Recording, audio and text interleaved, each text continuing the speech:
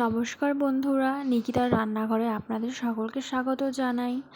আজ নিয়ে এসেছি নতুন একটা রেসিপি ভিডিও নিয়ে। আজ আমি বানাবো অনুষ্ঠান বাড়ির মতো পটল চিংড়ি, এবং কিভাবে পটল চিংড়ি অনুষ্ঠান বাড়িতে এত স্বাদ হয় আজ আমি বানাবো, এবং কয়েকটি উপকরণ দিয়েই এত সহজ একটা সুন্দর টেস্টি রেসিপি বানানো যায়। আপনারা ভিডিওটা স্কিপ না করে পুরো শেষ অবধি দেখতে থাকুন। আশা করছি আপনাদের সকলেরই ভালো লাগবে, এবং ভিডিওটি ভালো লাগলে অবশ্যই লাইক, কমেন্ট, শেয়ার এবং সাবস্ক্রাইব করে পাশে থাকার অনুরোধ রইল। চলুন রেসিপিটা দেখে নেওয়া যাক। এখানে আমি দেখুন পটলগুলোকে খোসা ছাড়িয়ে আলু আর পটলগুলোকে কেটে নিয়েছি। পটলগুলোকে দেখুন এরকম দু টুকরো করে কেটে নিয়েছি, এরকম মাঝ বরাবর। আলুটাকেও আমি এরকমভাবে কেটে নিয়েছি, কেটে ধুয়ে পরিষ্কার করে নিয়েছি। এখানে আমি চিংড়ি মাছগুলোও বেছে নিয়েছি, চিংড়ি মাছগুলো বেছে পরিষ্কার করে ধুয়ে নিয়েছি। আর চিংড়ি মাছের যে সিদ্ধাটা থাকে সেটাও আমি ফেলে দিয়েছি।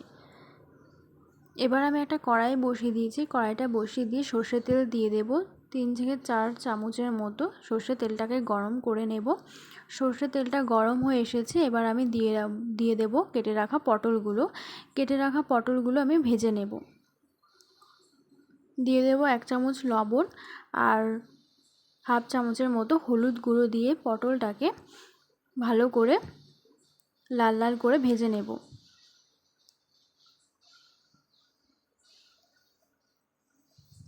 পটলটাকে আমি নাড়াচাড়া দিয়ে নিচ্ছি।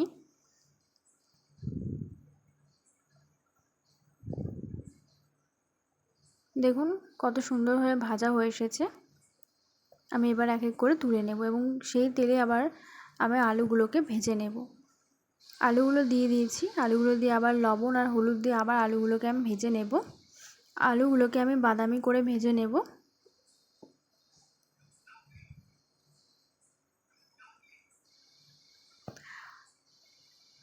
যে কোনো তরকারিতে না মানে কোনো সবজি আগে ভেজে নিলে না তরকারিটা খেতে আরও বেশি টেস্ট হয়। দেখুন আলুটা সুন্দর করে ভাজা হয়ে গেছে, এবং আলুগুলোকে আমি তুলে নেব, এবং সেই তেলে আমি চিংড়ি মাছগুলো ভেজে নেব। চিংড়ি মাছটা ভেজে নেব। দেখুন চিংড়ি মাছটা আমি দিয়ে দিয়েছি।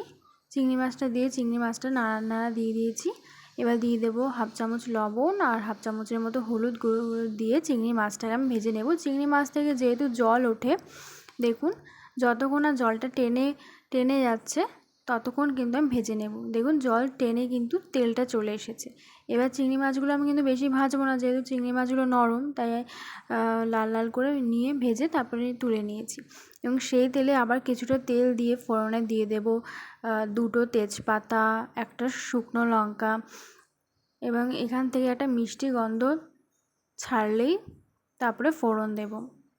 দেখুন শুকনো লঙ্কাটা কালচে কালচে হয়ে আসলেই কিন্তু গোটা জিরে, দেখুন এখানে আমি হাফ চামচের মতো গোটা জিরে দিয়েছি। গোটা জিরে দিয়ে মানে জিরেটা লাল লাল হয়ে আসলেই,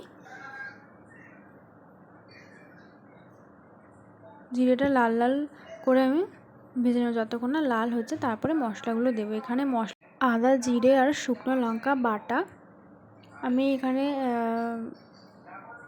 1 চামচের মতো মশলা দিয়েছি, 1-1.5 চামচের মতো সব মশলা একসাথে। এবং এখানে আমি বাটা মশলা দিয়েছি, আপনারা চাইলে গুঁড়ো মশলাও দিতে পারেন। দিয়ে মশলাটাকে আমি ভালো করে কষিয়ে নিয়েছি। দেখুন মশলাটার থেকে কিন্তু কাঁচা গন্ধ চলে গেলেই কিন্তু দিয়ে দেবো ভেজে রাখা আলু, পটল আর চিংড়ি মাছটা। একবারে সবগুলো মশলার সাথে কষিয়ে নেব। দেখুন আমি কিন্তু মশলার সাথে খুব ভালো করে কষাচ্ছি। দেখুন ভালো করে নাড়াচাড়া দিয়ে নেব। দিয়ে দেবো হচ্ছে লবণ আর হলুদ। লবণ হলুদ দিয়ে দেবো একেবারে তরকারিতে। লবণ হলুদ দিয়ে আবার ভালো করে নাড়াচাড়া দিয়ে নেব, ভালো করে কষিয়ে নেব যতক্ষণ। ভালো করে কষালে কিন্তু খেতেও কিন্তু ভালো লাগবে। এবার দিয়ে দেবো আমি উষ্ণ গরম জল, এক গ্লাসের মতো এখানে উষ্ণ গরম জল দিয়েছি। গরম জল দিয়ে ভালো করে নাড়িয়ে নেব। উষ্ণ গরম জল দিলে কিন্তু ঝোলের টেস্টটাও কিন্তু খুব ভালো হয়। এখানে আমি ফ্লেমটাকে মিডিয়াম টু লো করব। দেখুন ঝোলটা ফুটে আসলেই ঝোলটা ফুটে আসলেই দিয়ে দেবো 1 চামচের মতো, 1-1.5 চামচ মানে 1.5 চামচের মতো চিনি দিয়ে আবার ভালো করে নাড়িয়ে নেব। নাড়িয়ে 2 মিনিটের মতো আবার ফুটিয়ে নেব ঝোলটাকে। ঝোলটাকে আরেকটু মানে টানিয়ে নেব। দেখুন আলুটাও কিন্তু খুব ভালো সেদ্ধ হয়ে গেছে। আবার ভালো করে নাড়াচাড়া দিয়ে নেব। 2 মিনিটের মতো ঢাকা দিয়ে রাখবো। ঢাকা দিয়ে তারপরে ঢাকাটা তুলে দিয়ে দেব 1 চামচের মতো গরম মশলা গুঁড়ো। গরম মশলা দিলে কিন্তু রান্নার স্বাদটা আরও বেশি ভালো লাগে, টেস্টটা কিন্তু আরও দ্বিগুণ হয়। দেখুন এবার কিন্তু গ্যাসের ফ্লেমটাকে আমি অফ করে দেব। এবার নামিয়ে নেব। দেখুন তৈরি হয়ে গেছে আমার পটল চিংড়ি, এবং গরম গরম ভাতে আপনারা এই পটল চিংড়ি সার্ভ করুন এবং সবাই খেয়ে কিন্তু প্রশংসা পঞ্চমুখ করবে। অনুষ্ঠান বাড়ির মতো একদম খেতে হবে, এবং একবার রান্না করলে কিন্তু সবাই বারবারই বলবে যে এইভাবে পটল চিংড়ি রান্না করতে। আপনারাও এইভাবে অবশ্যই রান্না করে দেখুন। একবার রান্না করলে বুঝতে পারবেন কতটা স্বাদ লাগে। অবশ্যই ভিডিওটি ভালো লাগলে লাইক, কমেন্ট, শেয়ার এবং সাবস্ক্রাইব করে পাশে থাকা বেল আইকনটা অলে প্রেস করে দেবেন, যাতে নিত্য নতুন রেসিপি ভিডিও সবার আগে পৌঁছে যায়। এবং তোমরা লাইক সাবস্ক্রাইব করলে আমি মোটিভেশন হয়ে নতুন নতুন রেসিপি ভিডিও করার আগ্রহ বাড়বে। অবশ্যই তোমরা লাইক করো এবং পাশে রেসিপিটা কেমন হলো অবশ্যই কমেন্ট করো, এবং পাশে থাকা বেল আইকনটা অলে প্রেস করে দিও এবং সাবস্ক্রাইব করো। দেখা হবে নতুন একটা রেসিপি ভিডিওতে। সবাই ভালো থেকো, সুস্থ থেকো।